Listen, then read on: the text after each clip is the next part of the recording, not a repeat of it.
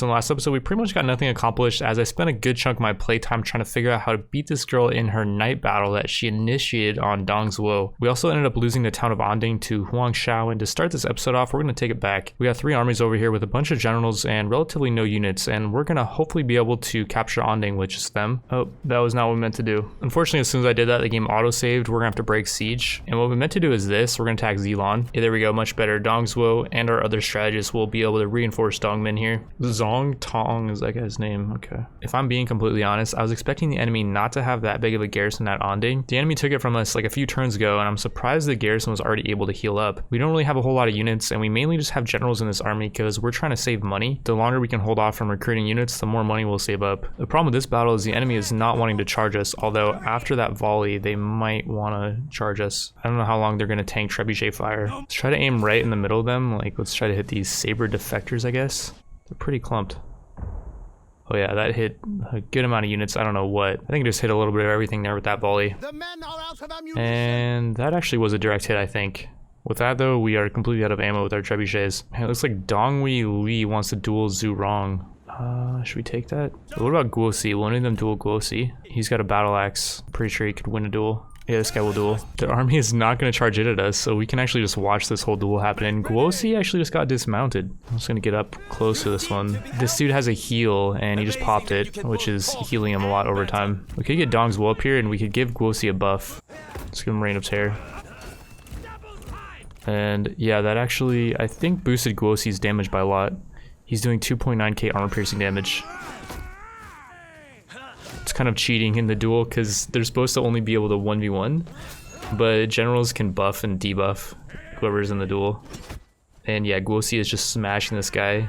His buff is still up too. Yep, he's got him. With that, we're going to move our units a bit closer. Our archers are starting to bombard the enemy. I think we're just going to charge all our generals in there. Zhuo is pretty low in HP, but we're going to have him use Reign of Terror. We're going to kind of sit back while the rest of our generals just charge in. GC got full HP somehow. I guess they healed. That kind of sucks because their generals were really low HP. But they have heals, and Zhu B actually just died. I'm not actually sure if I wanted Zubi to die there, but it does give us a buff. At least some of our generals that were friends with them get a buff. We're not going to duel this guy. And since one of our generals died, there is something we can do about that at the end of our turn. We're surrounding Zilon, and she actually was flashing there for a second. She might run soon. She's kind of a beast too. Wait, another one of our generals. Oh no. Wait, our legendary strategist got taken out again. He might actually be dead. I did not intend for that strategist to die, because yeah, he's actually really good. Well, it looks like we are going to win this. These archers are running, and actually GC is negative 45 morale. He's going to run too. He's flashing. Yeah, he's at full HP, but he's going to run. It's just these bringers of peace that are unbreakable. They're not going to run, but there's only one of them left. And yeah, I think he's dead. Part of me kind of wants to replay that, assuming our strategist... Okay, he actually didn't die fully. He has 2 stages of resilience, so he's got to get killed twice. First time he gets killed, he'll have the yellow heart. Second time he gets killed, he'll have the red one. He's going to be wounded in battle for 3 more turns. If he survives for 3 more turns, I think the resilience will go back to yellow, and then he'll be good to go. Or maybe he'll just be good to go after 3 turns. Or is it 2? 2 or 3 turns. Zhuo B was actually one of the strategists I wanted to get killed. He has no bonuses to cunning besides compose, I guess. But he was costing us 160 per turn, and he had pretty low satisfaction. And it looks like Jiazu did not get another scar. When a general does get killed in battle, even if they have resilience, they can get scars. And in the last episode, Jiazu got this lame scar, but it's not really that big of a deal because he's a strategist and he doesn't really care about losing instinct. We did win the battle though, and Anding's garrison now should be pretty weak. And we also captured GC, who we're going to execute for this military G, and we can't employ him because he's yellow turban. Immediately after that battle, we have an option to replace our dead general Zhuo B, and this is going to allow us to put a general on the field for free. Putting Lu Bu or Gong Sung Zan on the field would cost us a lot of money. I think Gong Sung Zan's like 6k. Lu Bu might be a little bit cheaper to put down on the field. However, we want Lu Bu on the field for this next fight. So yeah, we're going to put him on the field. He will lose his heavy Zillion cavalry and his lance cavalry, but we can always give him back cavalry later on. Thankfully, it looks like Dongmin still has enough movement to make it into the town of Anding, or I guess Dongzhuo has enough movement to make it in. We'll move our strategist a little bit closer, and we'll have Dongzhuo attack the town of Anding, which should be fairly easy. We don't have that many units. This is our current army at 110 units, but the enemy only has 143. The enemy garrison is charging out at us because we do have trebuchets, and these 2 trebuchets actually might be able to solo these 4 units, which is pretty much all they have. They do have a general that's also reinforcing, but they're really far away. Hit a few of their archers on the first volley, or did we? Got some there. Oh, we got a lot of them there. And yeah, it looks like the enemy archers are running, and now it's just their melee units that are gonna try to be heroes, I guess. They're about to feel the might of Lu Bu. We're gonna use Lu Bu's rage attack, and he's actually taking damage. I'm not sure I'm a fan of that. We also need to give Lu Bu Dong Zhuo's mount too. And yeah, that's enough of Lu Bu. They are running now. Oh, okay, chill out, trebuchets.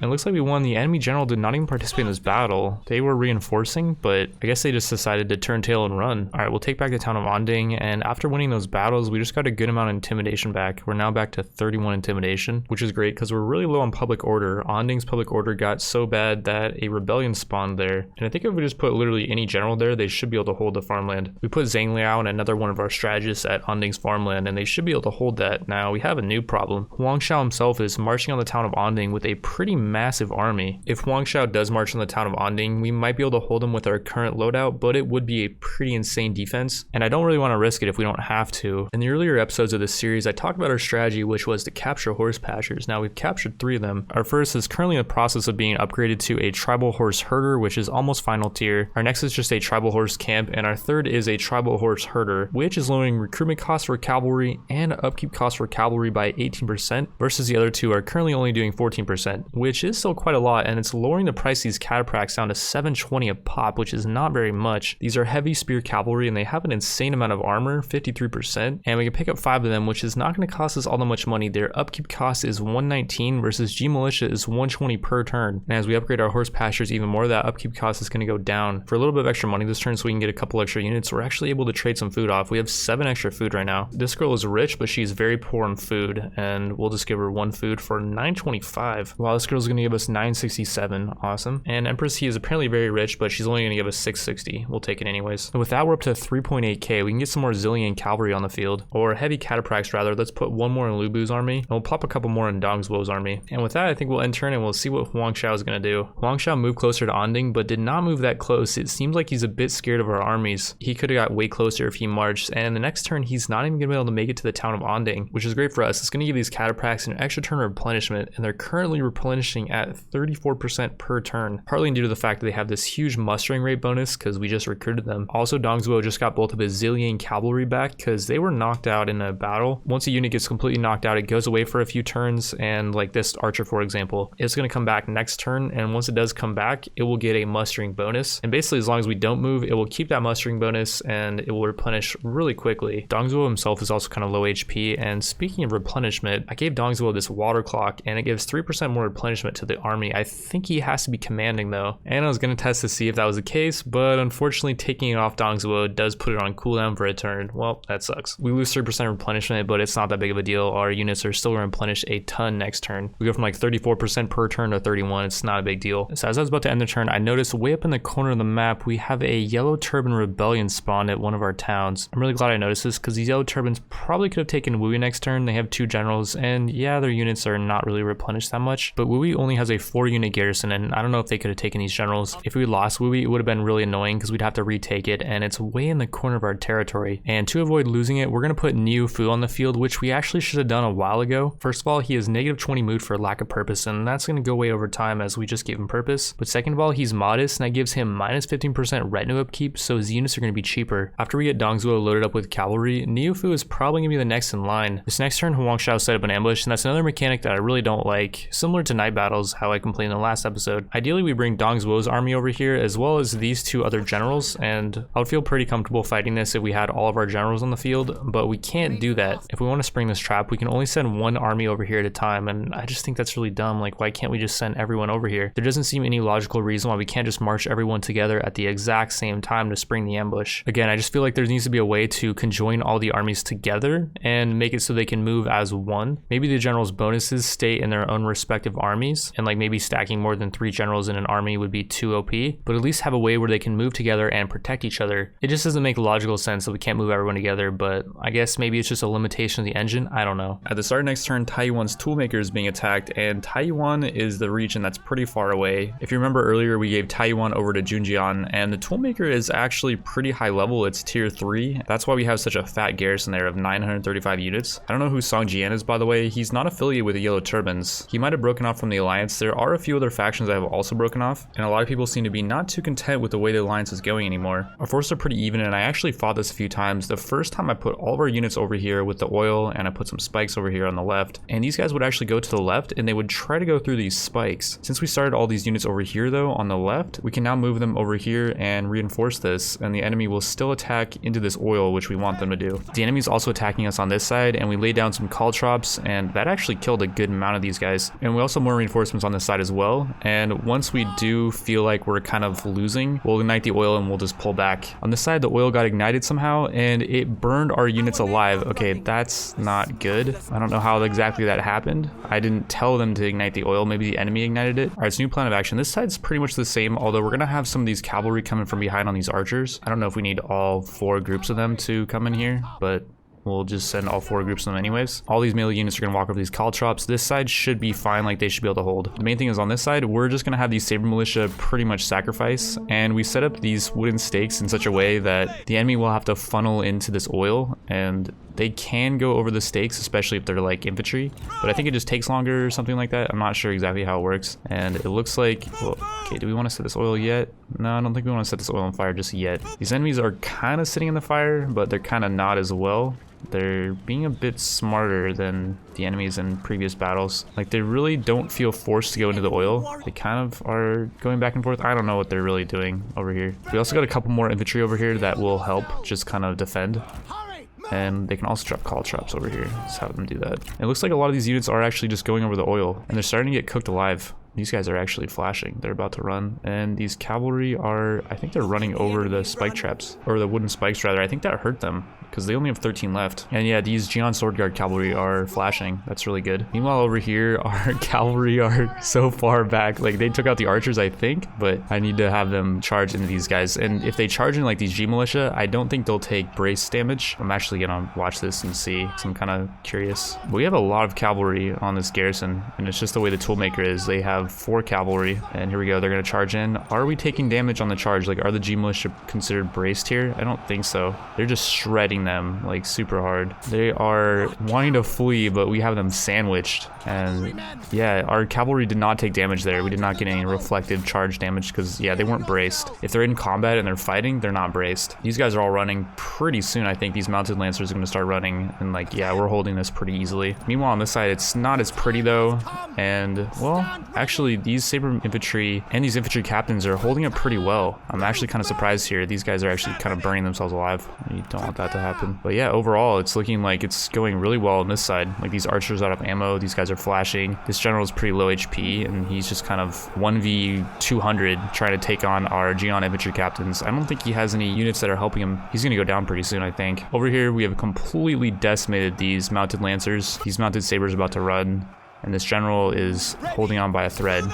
We don't need this cavalry over here anymore. We'll have them go reinforce the other side. Yeah, these Jian infantry captains are holding up pretty well. They are shaken though. They're down to 22 morale, but I think that should be okay. Their HP is holding up well. Like, oh, that was actually kind of a painful charge type of thing. But we still only end up losing around 40 Jian infantry captains so far and around 40 saber infantry. This general's gonna run soon too. He's at 11 morale. He's flashing. He's at -5. Yeah, he's gonna run. Meanwhile, our cavalry are trying to head over to help them, and he's okay. Never mind. They are running now. We took 800 of them out, and we only ended up losing 300. We still have 600 remaining in the garrison, which is pretty good considering the battle predictors said we should have lost that. And if we would have delegated it, we would have lost that battle. So that was a pretty good victory. We also ended up capturing 2 of their generals too, and this guy is actually not that great. He is modest though, which actually is pretty nice. Minus 15% retinue upkeep, which gives him a little bit of cunning, but the other bonuses are really nice. Reduced penalty from desire for higher office, so he's going to be happier, and minus 15% retinue upkeep. Yeah, this guy's actually really solid. He's also a very strong strategist, so he does more armor piercing damage, which, like, that's great I guess, but having him in combat is going to be really bad for his survival rate, as strategists have really low base armor. His salary is actually really nice too. He only costs 125, so that's really nice. We'll employ him. And Lu Bosch also has a really low base salary, which is nice. He is dutiful too, so he has lower penalty from desire for higher office. We want to promote him, and he gets plus 10 satisfaction. We employed 2 of their generals and killed one, and Song Jian's attack was not very effective. He wasn't even able to replace all those generals, by the way. He was only able to replace 1 because because I guess he only had one general left. Oh, and here comes what? Huang Shao's attacking into us? Is he attacking into our town? Oh, looks like he's attacking our generals that are outside of our town, which again, how does this make any sense that we can't pull all of our generals into the town? Like, realistically speaking, is Dongmin so fat like Yo Mama that he can't fit into the town? Like, I don't understand why we can't just put everyone into the town. I think it is just a engine thing, which makes absolutely no sense, but whatever. It predicts a valiant defeat, and it says our forces are evenly matched, even though the enemy has 2,073 units and we only have around 700 units. The thing is, a lot of our units are very strong cavalry though, and so the battle predictor does take that into account. Also, if we do lose this, there's a 12% chance of losing Dong Zhuo now, because we did give his mount over to Lu Bu, who now has a 0% chance of getting captured. Dong Zhuo's escape chance also might be hurt by the fact that he might have actually gained a little weight. At the start of Three Kingdoms, he was really fat, and I think we've already passed that point. So yeah, maybe his weight is making it so it's harder for him to get away. Then again though, we have been keeping him pretty busy and he's been fighting a lot, so maybe he is actually in shape. Before starting this battle, I was fairly confident, but looking at the way we're set up, it's looking like it's going to be kind of hard to fight. The enemy attacked Dongmin's army, which is currently comprised of just Dongmin, Zhurong, and Guosi. And thankfully the enemy could not initiate on them as a night battle, because those three would have gotten absolutely obliterated. Or maybe Dongmin has some hidden power that we've not seen yet. He is the son of a tyrant after all. Or I guess the brother of a tyrant. Somebody was saying in the comment section that Dongmin is actually Dong Zhuo's brother. Yeah, according to Wikipedia, Dongmin is actually the brother of Dong Zhuo. These three start in this zone. The enemy zone is way over here, and we have units that are reinforcing from behind the enemy, which could be a good or a bad thing. Like, we might be able to have these guys attack them from behind and kind of get into their archer line, or the enemy could just turn to these guys and just attack them right away. We also have a reinforcement zone coming from over here, and so our army is going to be kind of split up, but maybe we can just kind of collapse on the enemy and maybe it'll be a good thing. So pretty much the best case scenario happened. Our strategists along with our trebuchets spawned in a pretty safe location. The enemy is currently charging into these three generals along with these towers, and the units that spawn behind the enemy are pretty much all cavalry, so we can outmaneuver the enemy pretty easily with them. Huang Shao is actually charging in like 1v everything. He thinks he can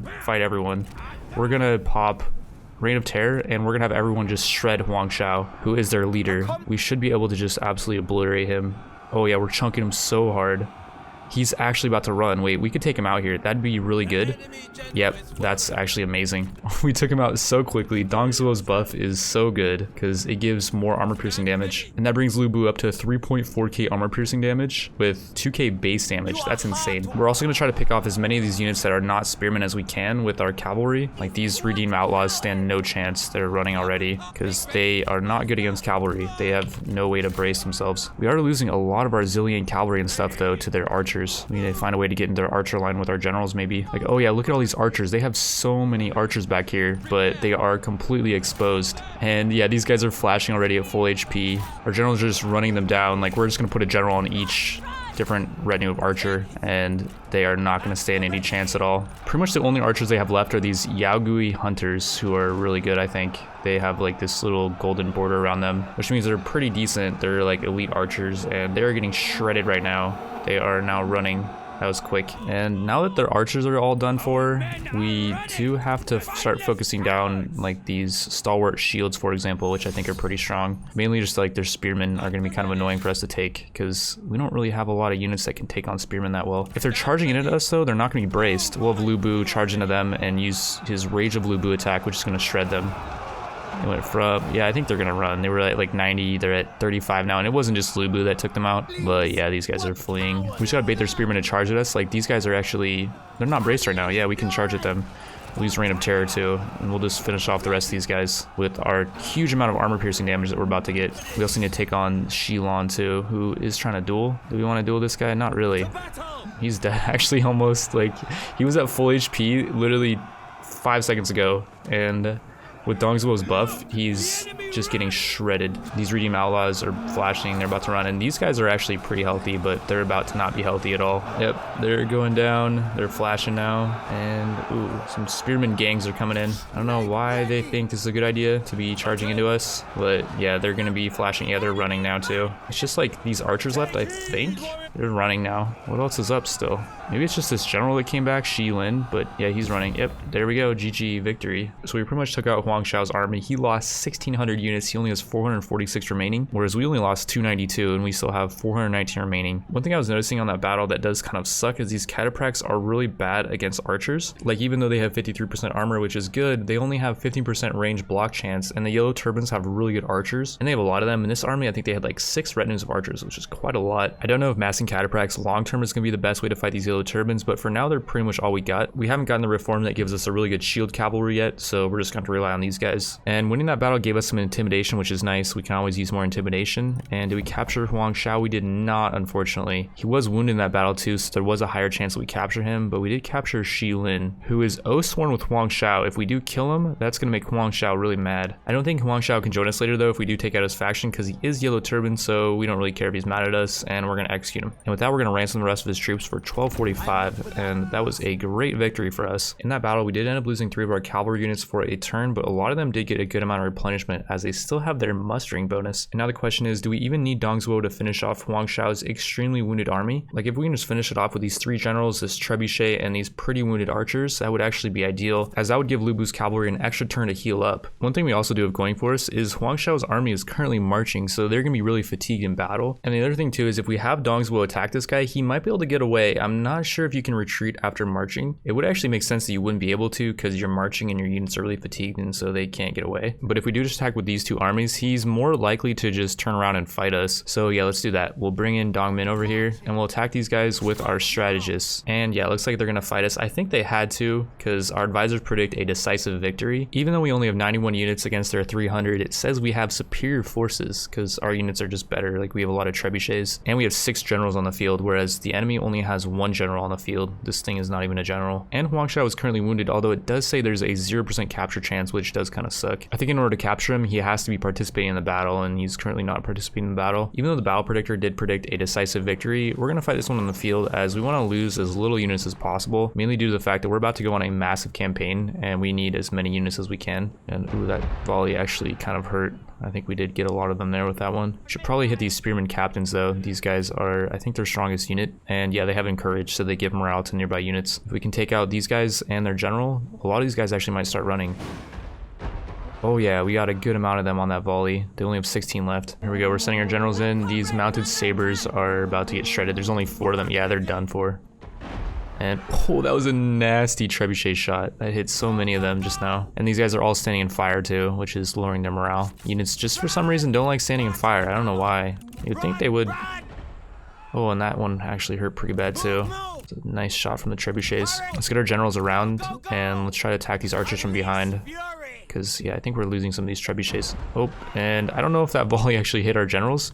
And what is happening to, why did Dong Min lose so much HP just now? And so did our strategist, like she almost died. Not that I would be complaining too much, I kind of want to kill this girl off, but what was that damage coming from? Maybe it was our trebuchets. Like, I think those trebuchet shots actually hit our generals. That was a bit of a misplay. We're actually gonna send that strategist girl in and we're gonna try to get her killed. And she'll tank for us, and we'll have the rest of our generals take out their general. We'll drop a hamstring on him, and he should go down in a second. We have all of our generals focusing on Gongshan Mo. That should be enough. He should be on this earth, no Mo, after this battle. Yeah, these guys are all flashing. Yeah, oh, a lot of them are running. Yep, they're all running. Do we finish this guy off though?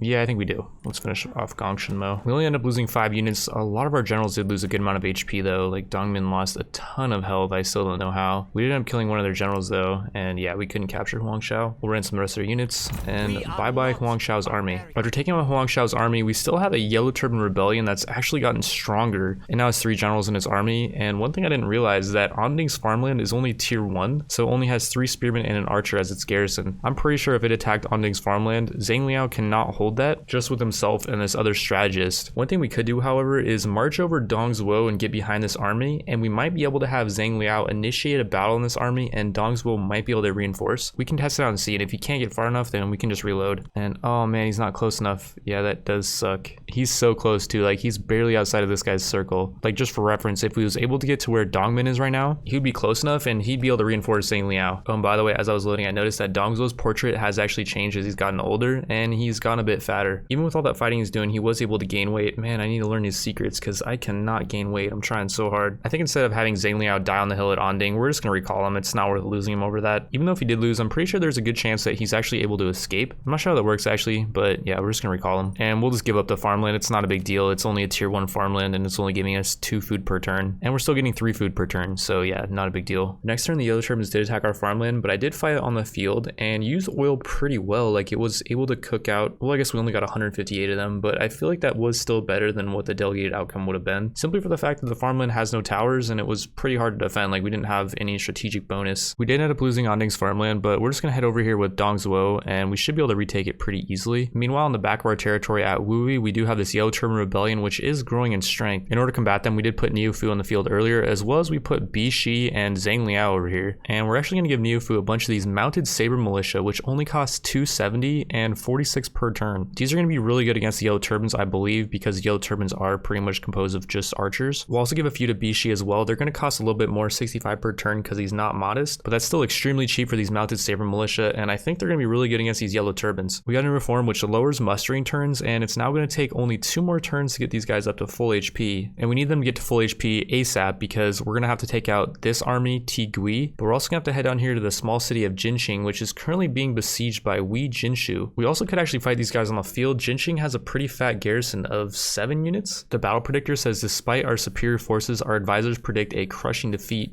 I wonder if there's any way we could change that and somehow pull a victory here, because the enemy will be replenishing next turn a bit. We're gonna find out at the beginning of next episode. I want to thank you all for watching, and I will see you then.